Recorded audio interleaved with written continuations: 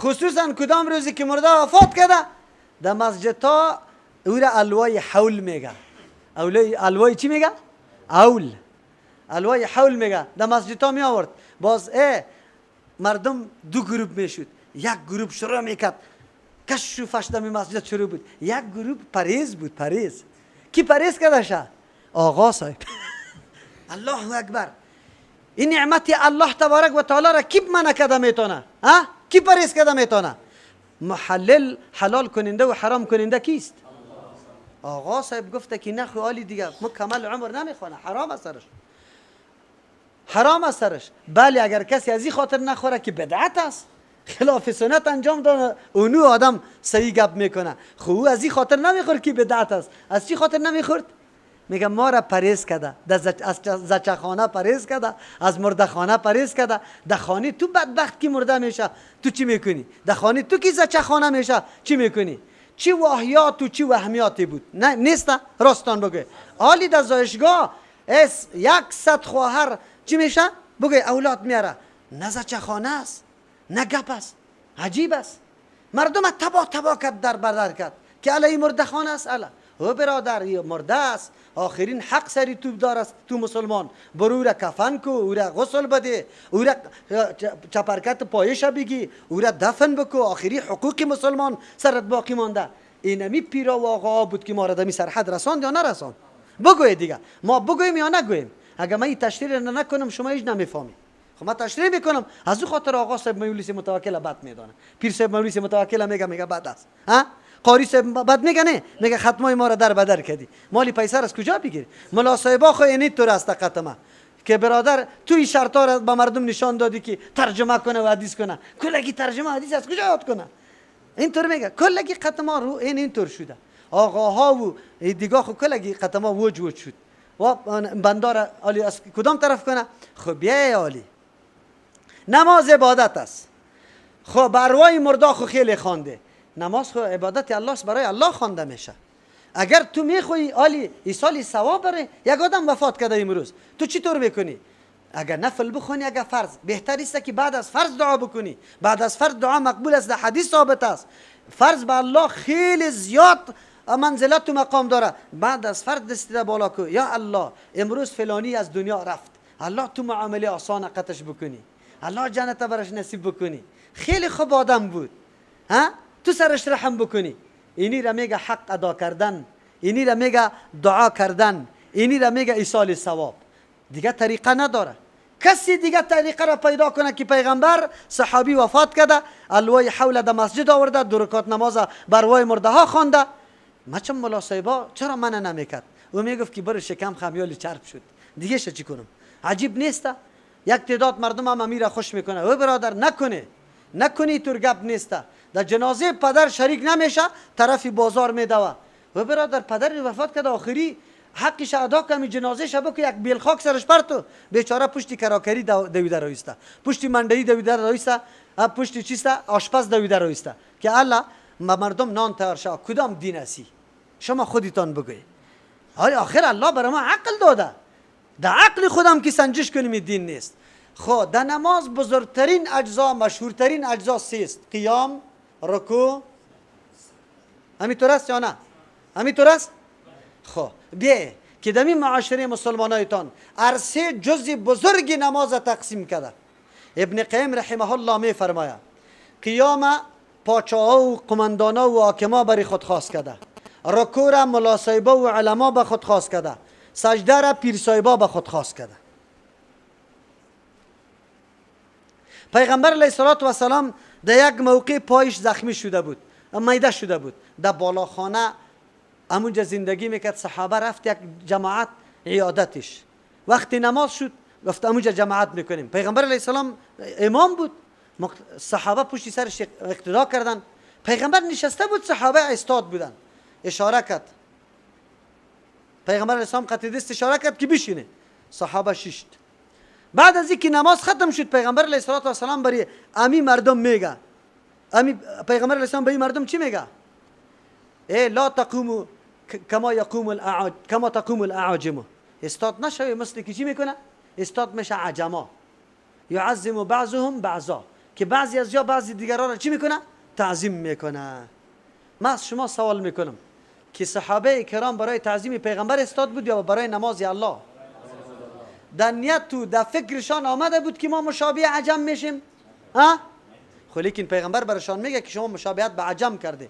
عجما پاچه‌هایش نشسته میباشه، پاچه‌های سابق اگر دیده باشه در دربارشان چی میبود؟ زنا و مردا، کسی دست اینطور گرفته، کسی اینطور گرفته، استاده میبودند برای تعظیم کی؟ عالم با تاسف که در نظام عسکری ما امو گپا داخل شده بود. سای منصب که همینطور می آمد اینطوری میکردن نمیکردن. یا این رسومات عجم است، در دینی گپا نیست. تا حالی این گپا در رسمیات دولت شامل است. امی علما کجا بود؟ امی علمای سابقی ما که امی گپا میزدن؟ و امی دولت اسلامی بود، امی گپا خو میگفتن. کی کدام است؟ تا امروز به بیرق نخستی، قیام نکدی؟ ای مکتبیا، یکی در مکتب هستی، ای عسکرا، برای بیرق خستی یا نخستی؟ برای استاد خستی یا نخستی؟ استاد داخل میشه ترسی کلگی بخیزه باز بشینه. یکی خستن برای کمک است، یکی خستن برای میمان است که میمان میاد جای برش اعلام میکنی. برای استاد خستن حدیث است، صریح حدیث است. کسی که خوش داره که مردم برش متمثل شوه، بر چفک استاد شوه، نعوذ بالله مقعد جای باش خدا در جهنم آماده کرده. ببینه که قیاما را مردم برای خود، امی قیام جزء عبادت است و مردم به خود خاص کرده. قماندان صاحب استاد است، بر چفک مردم او طرف این طرف استاد.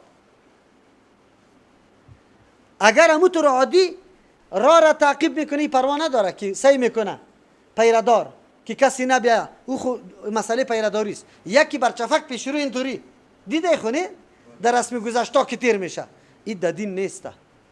آلی صحابه منظورشان مشابهت نبود، صحابه حتی در ذهنشان نگشته بود، صحابه تعظیم پیغمبر را نمیکرد، لیکن امی شکل، امی کیفیت، امی وضعیت مشابهت با وضعیت و کیفیت کی بود؟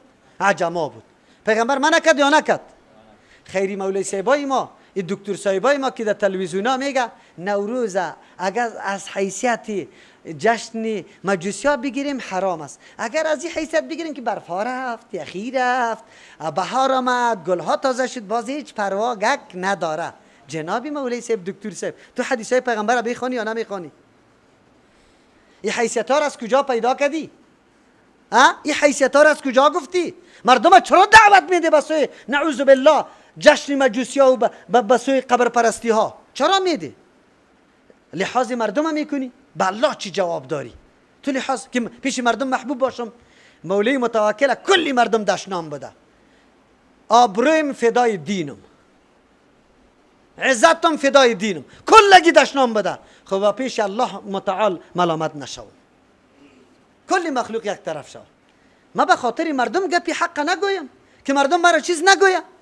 نه، دین الله است، ما باید بیان بکنم. ما بنده الله هستم، خودم میگم یا که نعبدو، خاص تو رو عبادت میکنم یا الله، ولی که خوف از دیگه کس داشته باشم. چرا؟ قیام حکما برای خود خاص کرده، رکوع را ملا صاحبا، شاگرد که وقتی در ملا صاحب نوره که سر پایین نکنه، که دستش بوسگک نکد، خم نکد، درس برش نمیگه. خصوصا علمای افغانستان الا ماشاء الله. یه چی رقم بیادب شاگرد است دستی مرا بوسه نکرد، یک قدر کلان خدا عنوان کرده. برادر تو چیستی؟ ادای مسئولیتی تا بکو، شکری الله را بکش که شاگرد برات میاد، ادای مسئولیتت میشه. اگر شاگرد نمی بود تو بعد پشت شاگرد میگشتی که حالی پیدا شوه. من پشت شما میگردم، سعی کنی چقدر به عذر سعی کنیم مردم عذر میکنیم، در کار دین چاپلوسی میکنیم، حاجی صاحبا و وکیل صاحبا را که یک چند روپیه بده، باز شما را دعوت میدیم، در موترا طلب میکنیم که اینجا بشینی، میکنیم نمیکنیم. اگر شما نباشی ما مسئولیت چطور ادا کنم؟ مجبور هستم که یک لاسپیکر را بگیرم در کوچه ها بگردم دیگه. نعتخانه واری مسئولیت خود ادا میکنیم. خب ملا صاحب خفه میشه، عالم خفه میشه، نه این شاگرد دیگه درس نمیگم. چرا؟ دستی مرا بوسه نکرده، رکوع را یا به خود خاص کرده. او رکوع صحیح است برای کسی خود خم کردن درست است؟ حدیث ابو داود است. یک صحابی سوال میکنه، گفت الرجل منا یلقا اخاه او صدیقه، یک شخص ما روبرو میشه بمرای برادری خود یا دوستی خود، اینحنی له، آیا برش انحنا بکنه؟ پیغمبر اسلام گفت لا، قال الله، پیغمبر اسلام گفت نه، انحنا نکنه، سر خم نکنی. تقبیل دست بوسه کردن از عالم، از پدر، آدمی خیلی متقی که عزتمند است، پیشش به دستش بوسه کو، درست است، به شرطی که سر خم نکنی، دست بالا با. آقا صاحب است از مجلس قمار خیسته، مردم بیچاره ما چقدر محبت دین داره، به خاطر محبت دین آقا صاحبم تعظیم میکنه، بچهش از قمار خیسته ای میره دستور چشم، و برادر این خب بچه آقا خودم میگیره، حالی از قمار خیست، چطور تو ایره دستش بوسه میکنی؟ ها؟ یادتان یک کسی درس حدیث خوانده بود، نواسایش باز با بای خود گفته بود که او بابا تو خود کلان سال آدم هستی، در دین اینطور سر قدم نامده، تو میری بچه فلان آقا را که خیلی سن خورد از تو داره دستی از او را بوسه میکنی، در دین نیست. ای دیگه دشمنی بزرگ پیدا شد. ببینه مردم حق نمیپذیره، حق نمیپذیره، گپ حقه. این رکوع بود. سجده را کی خواست کرده بری خود؟ پیر صاحبا که مرید ده پایکش نه افتاد، ده پای سری خود پیشانی خود ده پایش نزد و بعد از او پسکایی اینطورام نه چی برش میگه؟ مرگی گرفته باشه شد اینطوری کرده بره، راستی تا نبگه خودش نشسته در چوکی، دیگرا القی ذکر جور کرده، هو غراب میفته در ما بین. عبادت چی را گفت؟ کمال عاجزی را. کمال چی را؟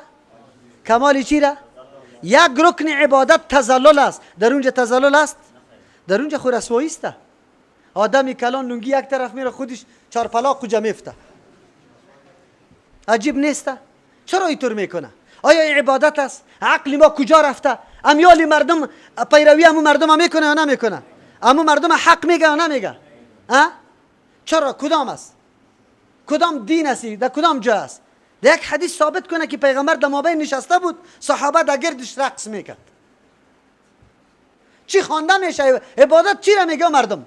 ناتخوانی است، پیری ما کامل و مکمل است و پیری ما اینطور است که در یک نظر در فلان جهان میرسانه و در فلان آسمان میرسانه. اینی را گفته برو عبادت.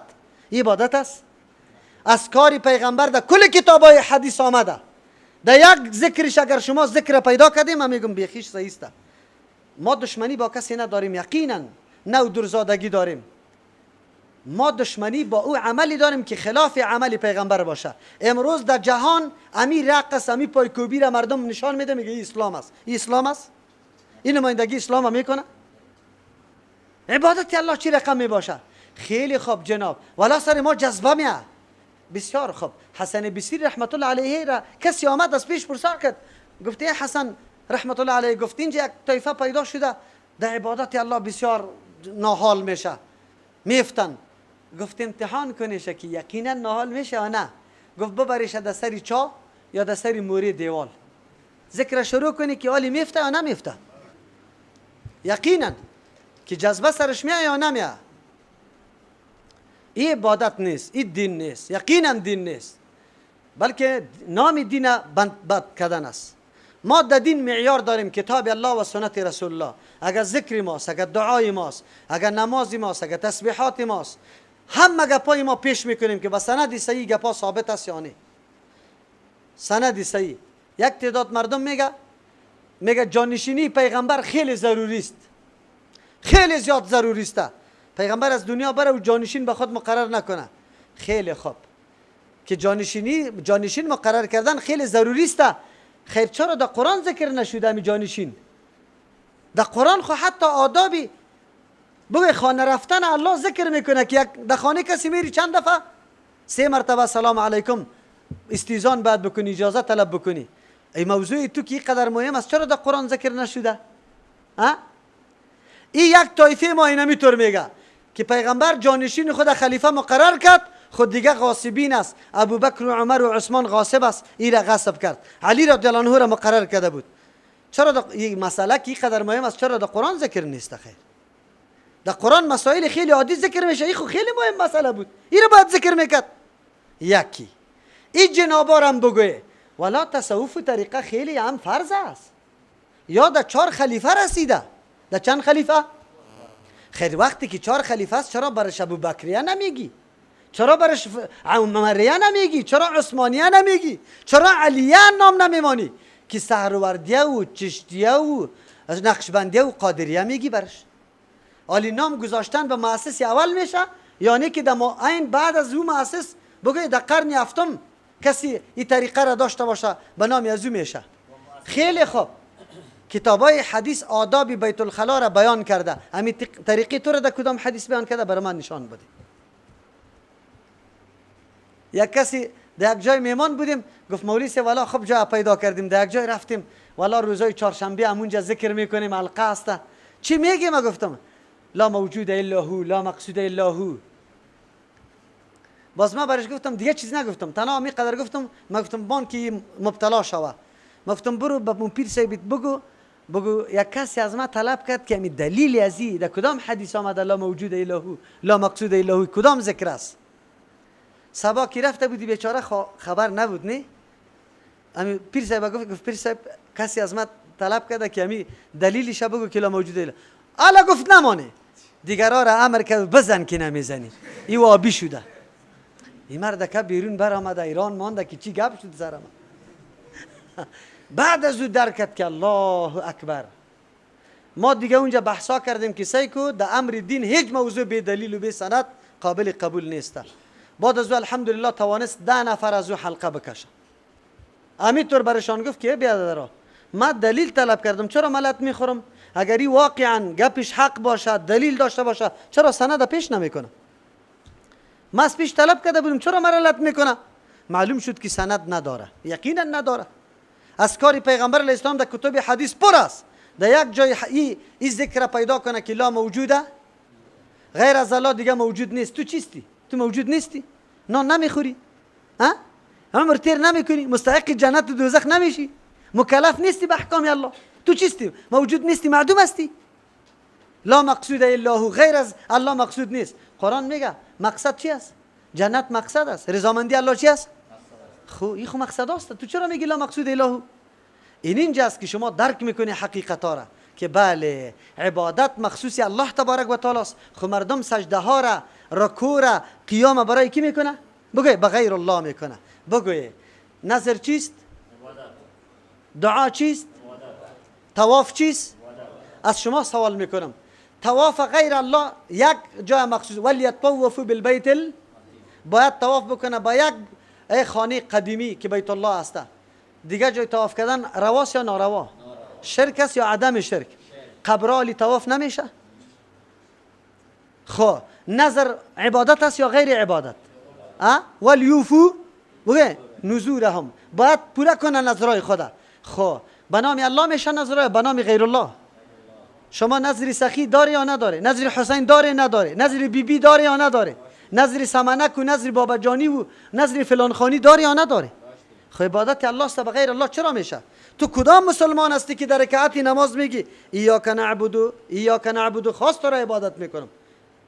امو مادری ما که ایاک نعبد گفته و پسان دیگه سمنک بار کرده به نام بیبی، چطور ایاک نعبد گفتی؟ اینجا خب عبادت به غیر الله میکنی. دعا چیست؟ دعا چیست؟ مدد خواستن، مشکل خواستن، حاجت خواستن چی است؟ عبادت. مخصوص کیست؟ ما از غیر الله خواسته رایستیم.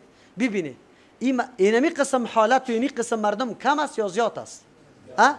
خیر مسئولیت کیست که همین مردم بیچاره ما، مظلوم ما؟ مردم ما خیلی دین دوست است یقینا. اگر یا حقیقت دین بدانه الحمدلله یک رقم قربانی میده در دین که هیچ پرسان نکو، سری خدا میده، مال خدا میده، آبروی خدا میده. ما دیدیم برادرای عوام ما ملامت نیست. چرا که دین یک دفعه فهمیده باز که سرش میره قطعا دیگه سو نمیشه، دفاع از دین میکنه. خب لیکن کسی برش بیان کرده؟ وضاحت داده که یا که نعبدو چی مطلب داره؟ ما خاص تو را عبادت میکنیم، ما عبادت خاص تو را میکنیم یا الله. و اینجا عبادت برای کی میشه؟ رکوع سجده برای کی میشه؟ نظر برای کی میشه؟ طواف برای کی میشه؟ عبادت برای کی میشه؟ اینجاست. قربانی برای کی میشه؟ مال ذبح کردن در کدام جای میشه؟ مال خودم اینجا ذبح میشه، اگر به نام الله میکنی در سر قبر چی میکنی؟ لا عقر فی الاسلام در حدیث نامده.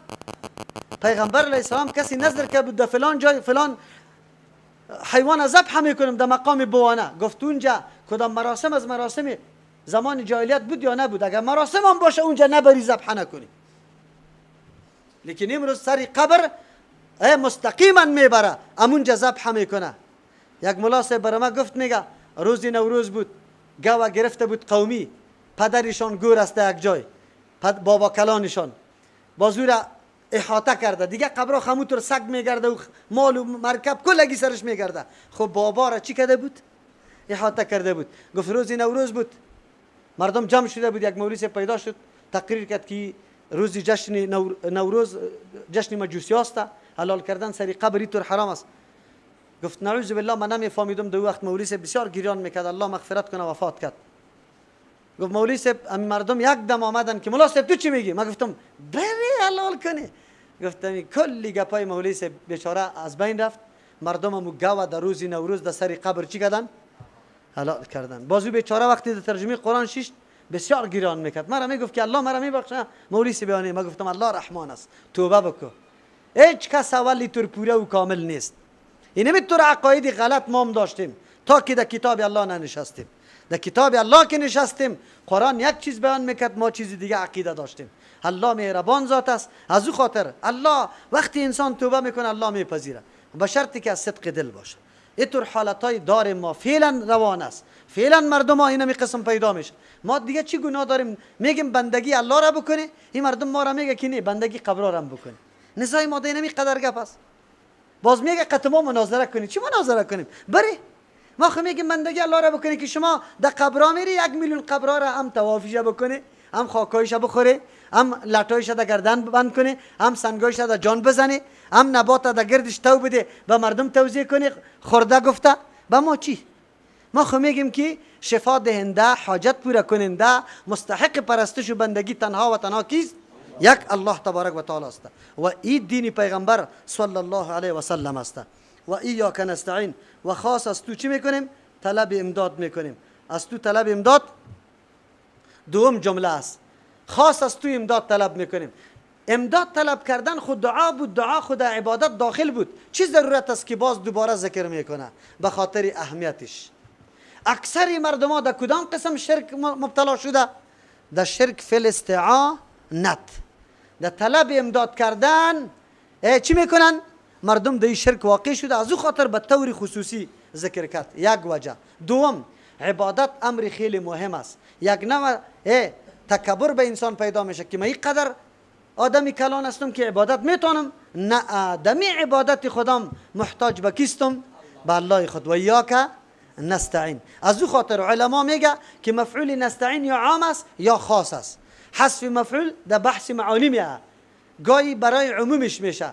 میگه و ایاک نستعین فی الحوائج کلها، ما در حاجتای خود تمامیش از تو طلب امداد میکنیم. هر رقم حاجت که داریم، اگر اولاد نداریم، اگر مریض داریم، اگر کامیابی میخوایم، اگر صحت میخوایم، اگر منزلت میخوایم، در کل حاجتا با کی آواز میدیم؟ از کی میخوایم؟ یا است که اینجا تعیین آمده، مفعول به معین است. و ایاک نستعین فی العباده، خاص طور طلب امداد در چی میکنیم؟ در عبادت. عبادت هم بدون استعانت الله نمیشه. چرا نمیشه؟ اگر الله پیغمبر روان نکنه تا کیفیت و طریقه عبادت برات بیان نکنه، تو عبادت میتونی؟ از امو خاطر عبادت امری چی میباشد؟ توقیفی. عبادت امری چیست؟ توقیفی. چی مانا؟ تو فقط توقف میکنی از شریعت که کدام قسم آمده، نه دو زیادت، نه کمی، نه جایش تبدیل، نه وقتش تبدیل، نه کیفیتش تبدیل، هیچ کدامش تبدیل. عبادات چی است بگه؟ اموری توقیفی. هر رقم که از دین آمده امو رقم. نماز آمده پیغمبر خوانده، بس امو قسم دست تا اینجا بالا کرده، تا اینجا بالا کرده، تا اینجا بالا کرده، کفاره اینطور گرفته، امو رقم میکنم. من نمیتونم که حالا اینطور تبدیل کنم شه اینطوری، او در اینجا خوب دکه بکنم شه اینطوری که برم. نه، در دین نامده. من در عبادت تغییر نمیارم. وارینا مناسکنا، ابراهیم خلیل هم دعا میکنه برای ما طریقه عبادت ما را بیان کن. طریقه عبادت بیان کننده طریقه عبادت کیست؟ محمد رسول الله صلی الله علیه وسلم. چرا او تشریح میکنه؟ الله خودتان گفت و اقیموا الصلاه، نماز چی کنه؟ خب بعد از اون طریقه و کیفیت و مقدار و وقت و همه گپایش کی برای ما بیان کرد؟ اینال خیر نماز خدا پیش کنیم به سنت پیغمبر که آیا هست یا نه. امروز خود جمعه است، یک نیم ساعت که زیادتر شو پروا خو نداره. ها یا که نستعین خلاص از اونجا اشاره میشه بگنی. خب و یا که نستعین دو وجه شد برای از اینکه دوباره ذکر کرد. سوم وجه ایاک نعبدو و ایاک نستعین، وقتی که عبادت اهم بود نستعین چرا نستعین پیش ذکر نکردی از عبادت کرده؟ جواب است که هرگاه سوال انسان میکنه وسیله به کار است. وسیله دو قسم است، یکی مشروع یکی غیر مشروع. او بهترین وسیله چی است؟ عبادت خود انسان است. سری وسیله انشاءالله باز در روز دیگه گپ میزنیم. این گپا برای ما میایه که دو قسم وسیله است، کدامش مشروع و کدامش غیر مشروع. سبحان ربک رب العزة عما یصفون و سلام علی المرسلین والحمد لله رب العالمین. الله